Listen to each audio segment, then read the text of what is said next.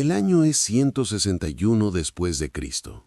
El Imperio Romano se extiende desde las brumas de Britania hasta las arenas ardientes de Egipto, desde las costas del Atlántico hasta las fronteras del Éufrates. Es el imperio más grande que el mundo ha conocido. Pero bajo su grandeza, las grietas comienzan a aparecer.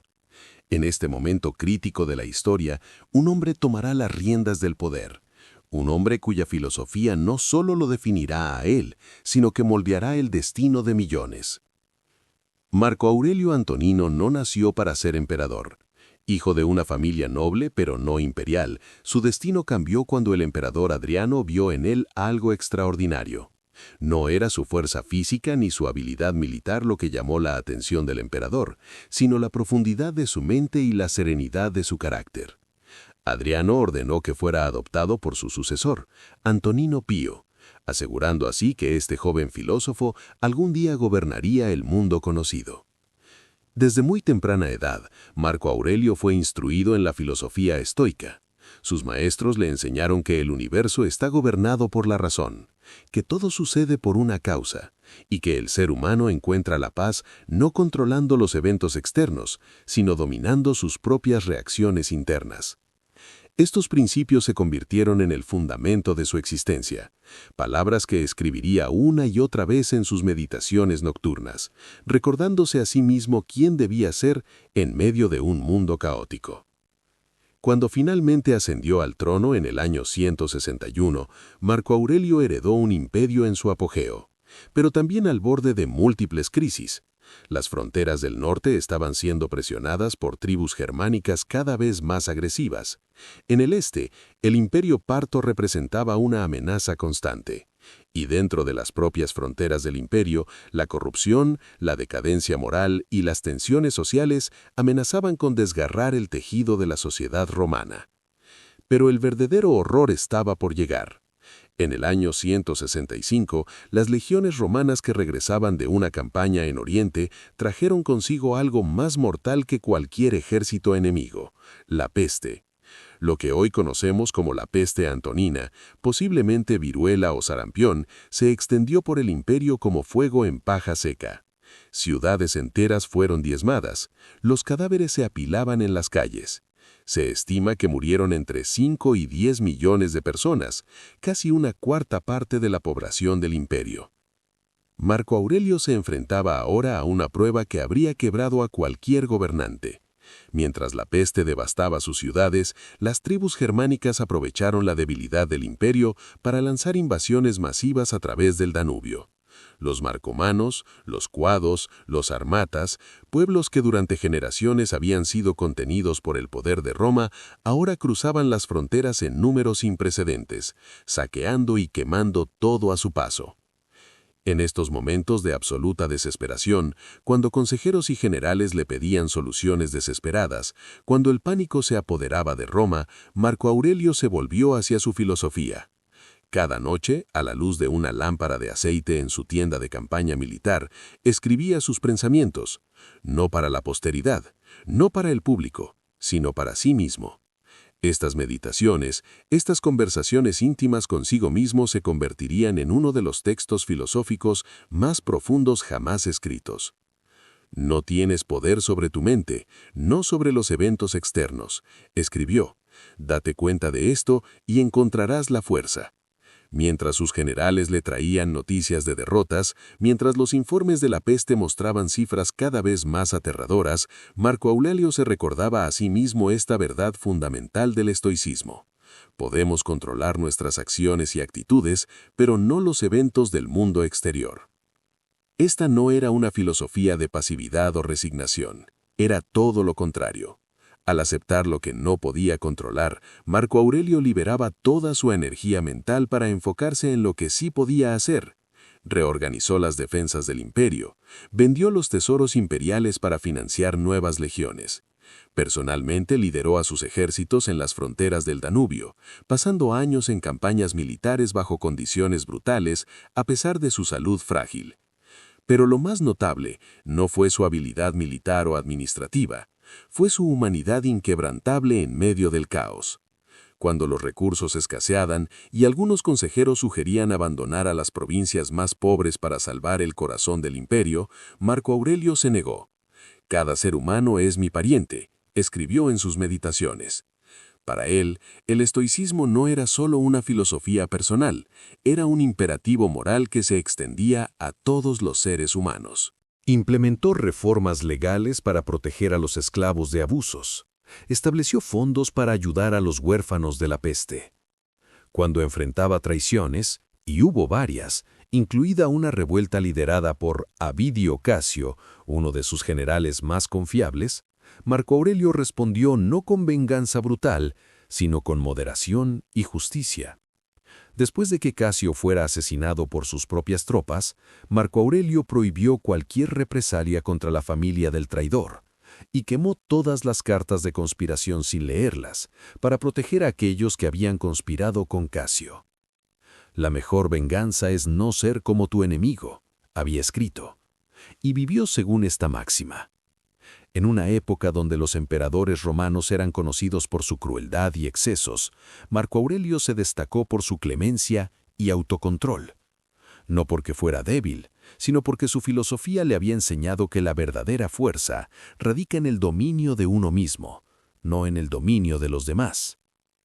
Sus noches en el campo de batalla eran momentos de profunda introspección. Mientras sus soldados dormían y los fuegos del campamento se extinguían lentamente, Marco Aurelio reflexionaba sobre la naturaleza de la existencia. Cuando te levantas por la mañana, piensa en qué precioso privilegio es estar vivo, respirar, pensar, disfrutar, amar. Estas palabras, escritas por un hombre que gobernaba el mundo pero que también sufría pérdidas personales devastadoras, revelan la profundidad de su práctica estoica. Porque Marco Aurelio no solo enfrentó crisis políticas y militares, su vida personal fue un catálogo de tragedias. De sus 13 hijos, solo 6 sobrevivieron hasta la edad adulta. Perdió a su esposa, Faustina, durante las campañas militares. Cada pérdida era una herida que nunca sanaba completamente, pero que él procesaba a través de su filosofía. «La muerte es como el nacimiento, un misterio de la naturaleza», escribió, buscando consuelo en la aceptación estoica de que todo lo que nace debe morir. Su coemperador, Lucio Vero, con quien compartió el trono en un arreglo político único, murió de la peste en el año 169. Marco Aurelio ahora gobernaba solo, cargando el peso completo del imperio sobre sus hombros. Pero no se quejaba, no maldecía su destino. En cambio, escribía: «No te comportes como si fueras a vivir 10.000 años. La muerte se cierne sobre ti. Mientras vivas, mientras esté en tu poder, sé bueno». Los años de guerra contra las tribus germánicas se extendieron, campaña tras campaña, victoria tras victoria, pero nunca la victoria final. Los bárbaros eran derrotados solo para reagruparse y atacar de nuevo. Marco Aurelio pasó la última década de su vida en las fronteras, lejos de la comodidad de Roma, viviendo en condiciones espartanas que habrían sido impensables para emperadores anteriores. Pero él había aprendido de los estoicos que el lujo y la comodidad no traen felicidad, que la verdadera paz viene de dentro. «Muy poco se necesita para hacer una vida feliz», escribió. «Todo está dentro de ti, en tu forma de pensar». Estas palabras no eran mera teoría para Marco Aurelio, eran su práctica diaria, su refugio en medio de la tormenta. Mientras generales y senadores se preocupaban por honores y riquezas, él se preguntaba sobre el sentido de la virtud, sobre cómo vivir de acuerdo con la naturaleza, sobre cómo cumplir con su deber sin apegarse al resultado. Pero Marco Aurelio cometió un error que contradiría su propia filosofía y tendría consecuencias devastadoras para el imperio. Contra el consejo de muchos, irrumpiendo con la tradición de elegir al sucesor más capaz, designó a su hijo biológico, Cómodo, como su heredero. Quizás fue el único momento en que el emperador filósofo, el hombre que había dedicado su vida a servir al imperio y a vivir según los principios del estoicismo, permitió que su corazón de padre superara su razón de estoico. Cómodo era todo lo contrario a su padre. Donde Marco Aurelio era disciplinado, Cómodo era indulgente. Donde Marco Aurelio buscaba la sabiduría, Cómodo buscaba el placer. Donde Marco Aurelio practicaba la humildad, Cómodo cultivaba la arrogancia. El hijo no había aprendido las lecciones del padre, y el imperio pagaría un precio terrible por ello. En el año 180, mientras aún dirigía las campañas militares en las fronteras del Danubio, Marco Aurelio enfermó. La peste, que había atormentado al imperio durante décadas, finalmente lo alcanzó. O quizás fue otra enfermedad. Los registros históricos no son claros.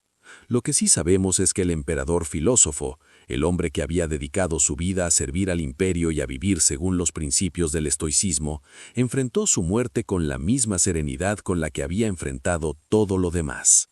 Sus últimas palabras, según algunos relatos, fueron para sus soldados y oficiales.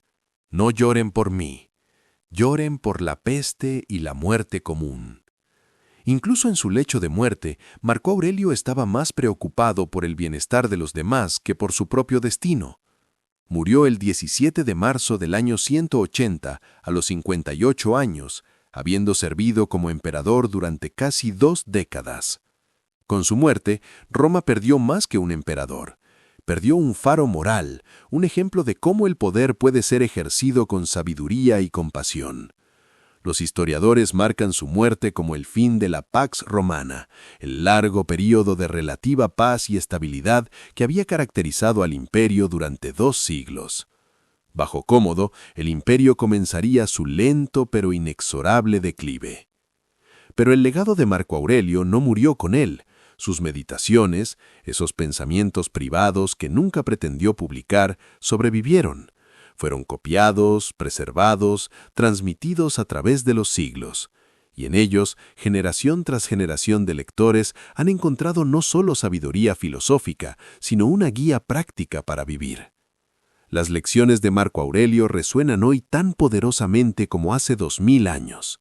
En un mundo que parece cada vez más caótico, donde las crisis se suceden una tras otra, donde el futuro parece incierto y aterrador, el estoicismo de Marco Aurelio ofrece un ancla. No nos promete que la vida será fácil, no nos dice que podemos controlar todo lo que nos sucede. En cambio, nos enseña algo más valioso, que podemos controlar cómo respondemos.